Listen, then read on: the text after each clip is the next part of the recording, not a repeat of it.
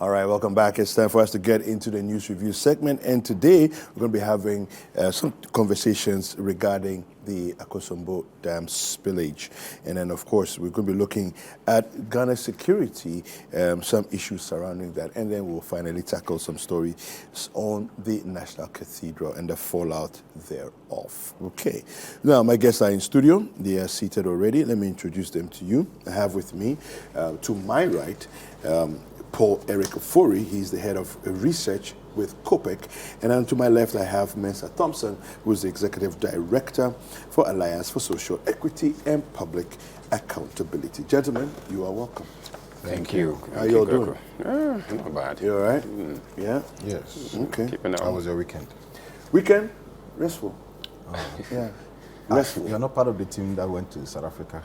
I was. He was. Oh, you were? Yeah. Oh, okay. Yeah. Saw the pictures. Why? What's your No, this guy is a We went to gentleman. celebrate So because, I mean, what to do? I guess I saw everything. I mean, anyway, you are right. You are right. Why are you almost insinuating that something we saw quiet. Stay away from here happened? Koku, let's stay on the subject. You are forcing us to come to the realm of speculation. Tell us. Okay, I will tell you. So let's stay on the subject, please. All right, so let's get right into it. We're going to begin with the Akosombo Dam spillage and Citi TV, Citi FM. Of course, we've had a campaign to deliver relief items, to collect, of course, relief items with your kind help as viewers and listeners of our radio station as well. And a lot of donations have come in, and we've made some journeys, some trips to various communities, particularly the north, central, and south Tong areas, as Sujaman as well, and other areas as well. Let me just read to you some stories that we have here, and then we can get into the conversations. Hashtag relief for Volta, for Lower Volta. Citi and Citi TV supports flood victims, organizes health screening in affected areas. Now, Citi TV and Citi FM organize a health screening for residents affected by the Akosombo Dam spillage at Sokpe, Asidowi, and Agbeve in the Volta region on Saturday, 21st of October, 2023, as part of the hashtag Relief for Lower Volta campaign. Now, the spillage of the Akosombo Dam caused widespread flooding, distress, and displacement for many residents downstream. Now, health officials warned of a possible health crisis in the affected areas. Now, on Monday, the 16th of October, 2023, the management of Citi FM, Citi TV launched a campaign called hashtag Relief for Lower Volta to collect relief items for the affected victims. Now, corporate Ghana, organized bodies, and individuals touched by the relentless campaign supported the campaign with cash and in-kind donations. Now, on Thursday, the 19th of October, the management of Citi TV and Citi FM began donating relief items to the people affected by the dam spillage, starting with the Tokpo community. Residents of Sokwe, Asidowi, and Agbeve had their vitals checked by health professionals who volunteered as part of the team. Additionally, medications were provided by those who needed them. Thousands of residents in the affected areas also benefited from various relief items, including mattresses, utensils, food items, blankets, toiletries, and water, among others. All right, so that's that story there. I'll give you another one, I'll give you the headline for that one. It says here, Citi FM, Citi TV's hashtag Relief for Lower Volta campaign brings relief to thousands affected by dam spillage. That story is also there on our portals, and you can go to that to read that. So let me start with you, Mensa Thompson. Where we find ourselves now, as far as the dam spillage is concerned, it's been a couple of weeks since the spillage started and the disaster really struck. What are your thoughts as what has happened so far and the relief efforts that we've also made? Yes, thank you very much. A very good morning to your cherished viewers out there. And then our sincere commiserations out to all those victims, thousands who live in these affected areas. Yesterday, Arise Ghana leadership also visited some of those communities and donated relief items and also engaged some of the citizens on some of the things that is affecting them. And we hope that in the coming days we'll see more. We've seen a lot of well-meaning Ghanaians dash out to those areas in an effort to provide some humanitarian support to these people. I must also commend Citi FM, Citi TV for the wonderful work and what the wonderful intervention that you are providing. I must say that the swiftness with which Citi FM and Citi TV responded to this humanitarian crisis was even much better than the government whom we've given responsibility to provide some of these interventions. Right. And we all heard when the president went there, empty-handed, only to lash out onto people, remind them that they don't vote for him, but he's there. And in such a reckless reminder, you know, in a humanitarian crisis that did not warrant any sort of vote, indications, or it's not an electioneering campaign, it's not a grounds, you know, to remind people whether they vote for you or not. But the president thought that that was the appropriate forum to remind the affected inhabitants that they don't vote for him. And I think that we haven't condemned that enough, because it's like adding salt to injury.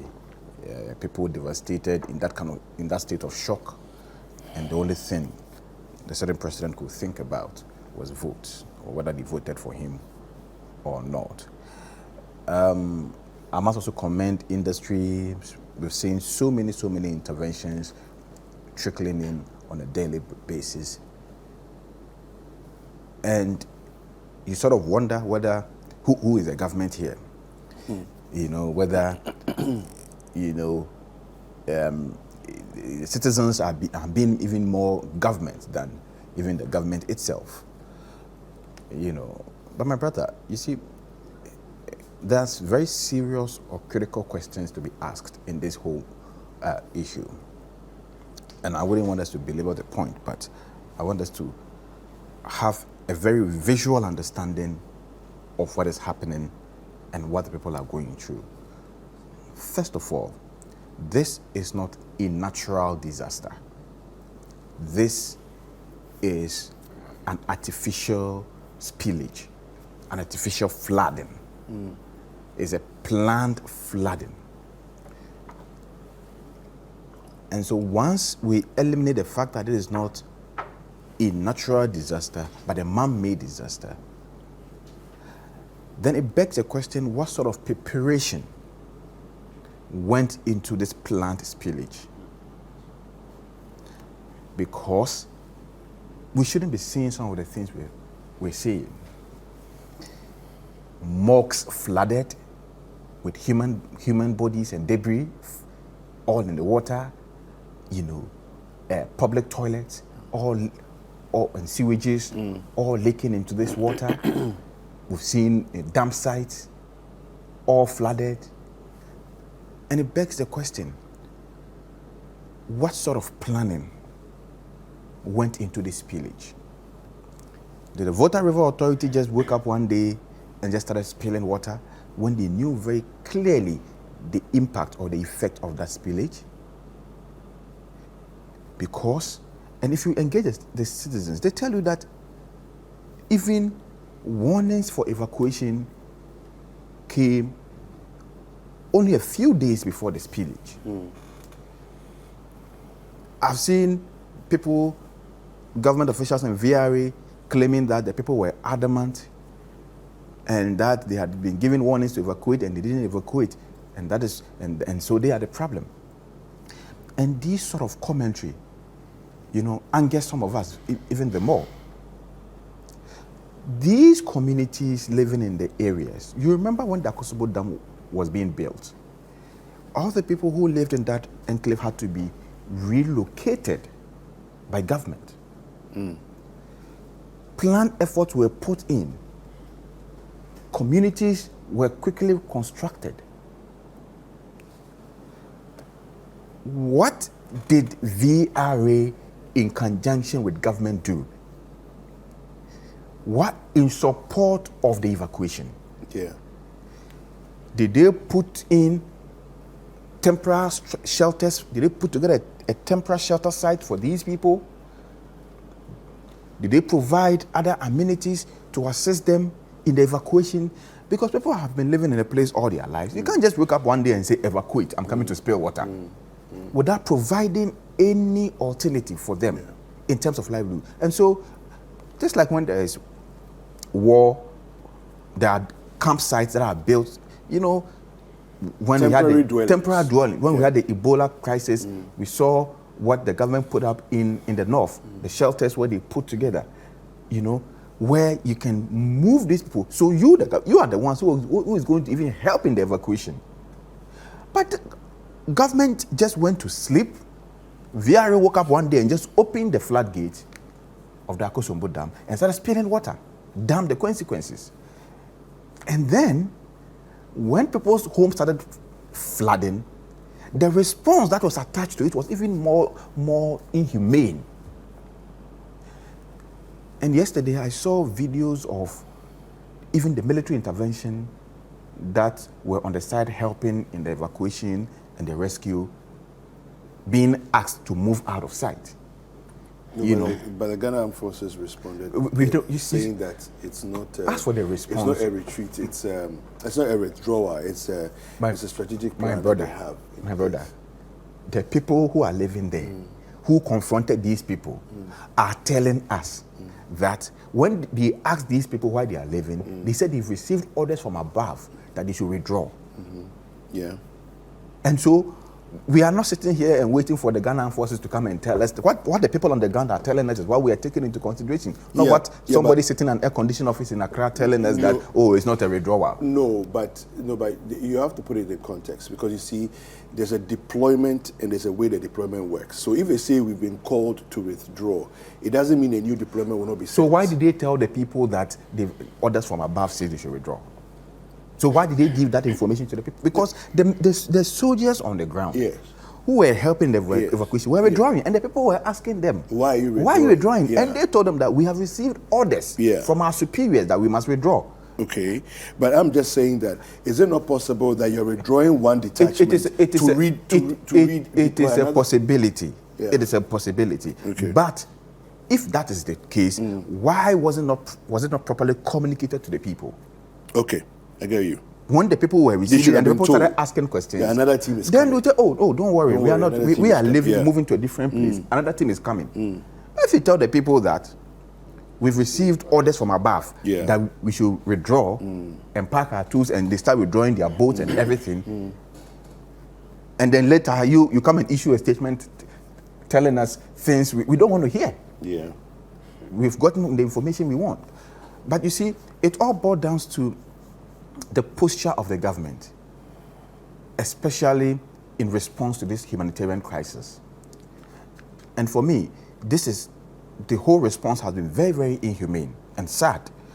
It is discriminatory, and so it makes it unconstitutional. The constitution of this country makes it imperative that at no point in time should people be discriminated against on the basis of religion, creed, political affiliation, whatever it is. Yeah. Right. More or less in the humanitarian crisis, where lies our humanity? But the president himself said when he made that trip there that it should not be treated with political lenses, that the people should be Who was treating it with political lenses? No, I'm just saying that's what he said. Who was treating it in the political lenses? Which means that he has every intention to treat them fairly. But who was treating it with political lenses?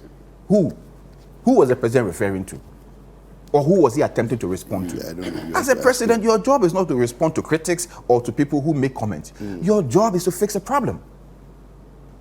And so you don't use opportunities where, there's a humanitarian crisis where people are concerned, people's lives are at risk, to go and remind them or to respond to what critics are saying.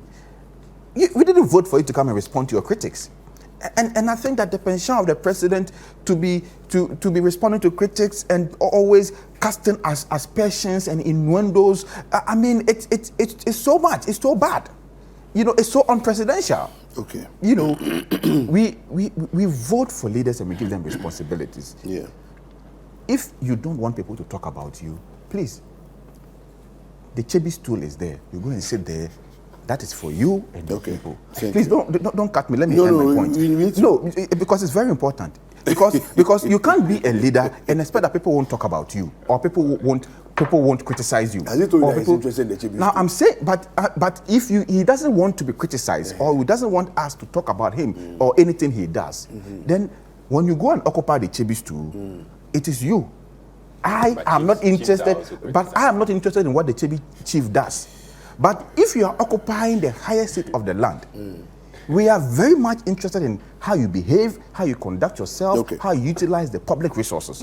And so when we criticize you, you have to be humane and be humble. And when you go to humanitarian places like when you visited these spillage sites, your job was not to respond to your critics or remind people who voted for you, but your job is to give these people comfort that their government is there for them, that the taxes that they pay, it is because of these interventions, that's why they pay taxes. Those people, they pay taxes.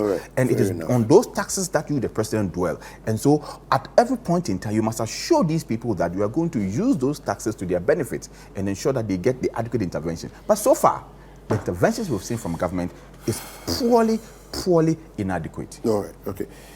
Paul, when this whole thing happened,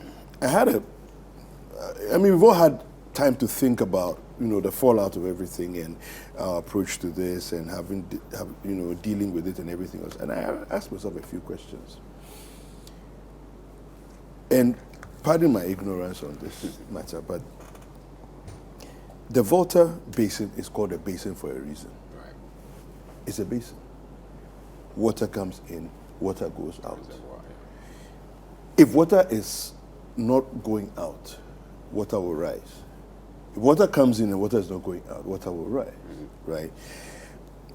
I have cause to be concerned because people have said over and again that for about the last 8 years or so, no dredging of the Adan estuary has been done.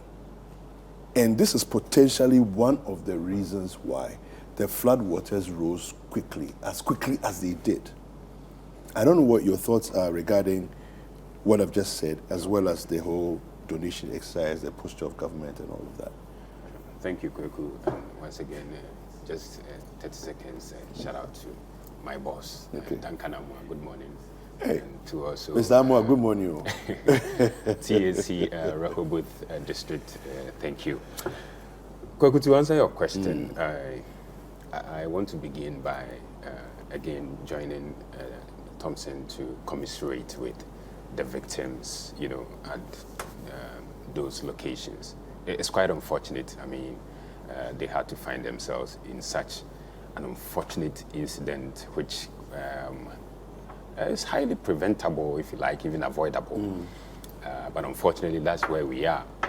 To begin with, let's also commend Corporate Ghana for responding to the call. I think quite a number of corporate bodies have been to these locations to sort of, let them know that, hey, Ghanaians are with you, no matter the challenges you are going through. And even foreigners are also coming in to support our brothers and sisters in those locations. But you see, how and where did we get to where we are? VRA issued a press release on the 12th of September, signaling that there's going to be a spillage. 12th of September. Okay. Then on the 15th of that same September, they started the spillage. That's just 3 days apart. what is worse, these constituents, these people within the district tell us that they got the information from social media. Let's all ask ourselves, how many of our people in those areas have access to social media? How is even internet connection in those places? They don't even have. All right? And here you are publishing a release, and that is it. The claim also is that they were in the communities, they engaged them, and so the release was more or less, but let's be honest to ourselves, all right?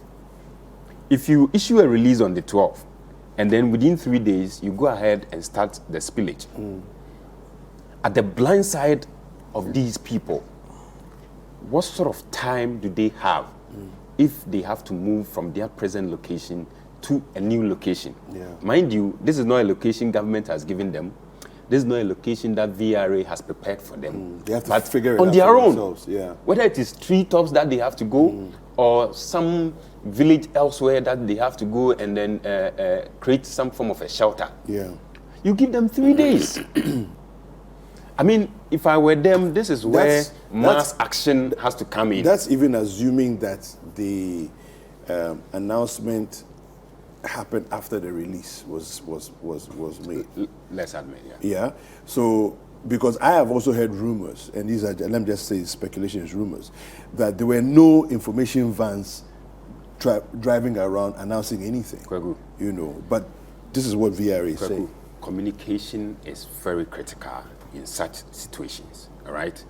Sit the people down. You knew this way ahead. This is not, it's not as though it's the first time you are having this spillage. No. I mean, since the establishment of the dam in 1965, 1966, there was a spillage, 67, 68, 69, in fact, 1991, and even 2010. You've had this spillage and there was no over crisis. time. And we've not had this massive, issues regarding, this spillage. And so what went wrong this time? So it means there was a critical lack of communication on the part of VRA to these constituents. All right? If indeed they communicated well with the people, if they had that sort of engagement with the people, if they sat with them almost every day well ahead of time, perhaps even a month's notice, I'm not sure we would have seen the sort of devastation that, people have had to grapple with over the last 2-3 weeks. And you knew that you were going to do this spillage. You knew the dam was, well ahead of the capacity it's supposed to hold. And so what were you supposed to do? Engage the people that, hey, this year, this is what is going to happen.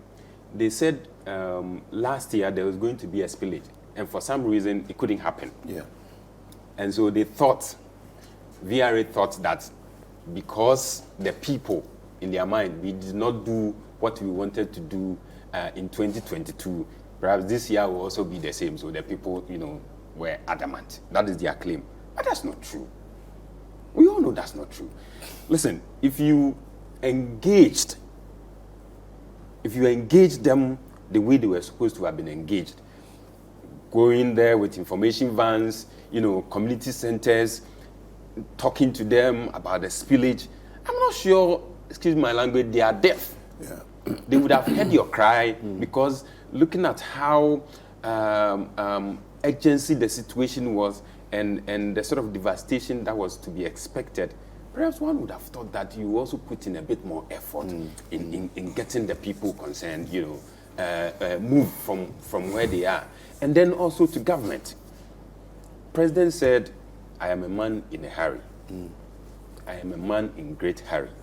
And this was on the 7th of January 2017. Yeah. But did he tell you what he was in a hurry to do?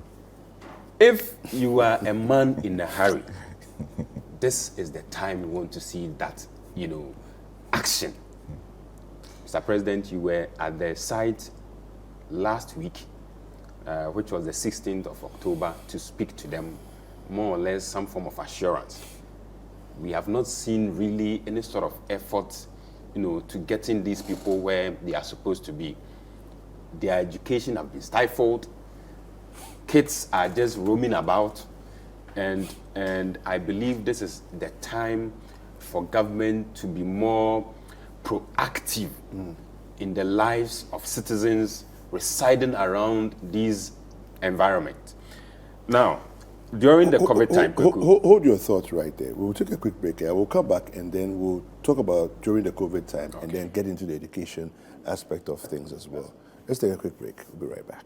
All right, so it's still the news review segment, and we're having this conversation here on Breakfast Daily about the Akosombo Dam spillage and Citi FM, Citi TV's efforts to bring some relief to the community members there as well. And Paul, who is with COPEC, was making a submission before we went on a break. We'll continue with that. Yeah. Okay, so my good friends at EduWatch, Kofi and his people, brought in some proposals which I believe if government could take a second look at, it will inure to the benefit of especially the school going kids within that enclave. You recall during the COVID time, government had to find alternative means of getting the students' populace, back on track. And it deployed means such as e-learning, and then GTV also had to come up with a station specifically for teaching, students various subjects. Mind you, it's not as though the education level at these areas are top-notch. And they are fighting their colleagues in urban centers, writing the same exam. And here you are with this devastation. They have had to cut their education short for the past 2-3 weeks, sitting at home. The point even is, do they even have a home to sit or to call? A place to call? They don't. All right? So this is where government has to come in. Enough of the talk, enough of the lip service. Let us see you being more proactive in terms of the measures that should be deployed. They are asking that we look at e-learning platforms to be created for these students, and I believe it is the right call. Provide temporary shelters for these children, just like we even have centers for refugees, right? So let's have all of these children, grouped into centers at these various districts, and then at the end of the day, we have national service personnel all over. We have teachers who are also sitting at home, unemployed. Let's engage them. Bring all these teachers together with the e-learning platform that could be created. All right, let's have these students engaged. Let's have these pupils engaged. We wouldn't want them to be losing so much. Already, the education they are receiving at this level is not really anything to write home about. And if they have had to sit at home for the past 3 weeks, losing classes, I don't think that the future is so bright for some of these kids at that level. So I want to, agree with EduWatch's call that government should, as a matter of urgency, consider the e-learning as one tool that could help these pupils, not lag in terms of education, and then in terms of the exams that is ahead of them. Yes. Okay. All right.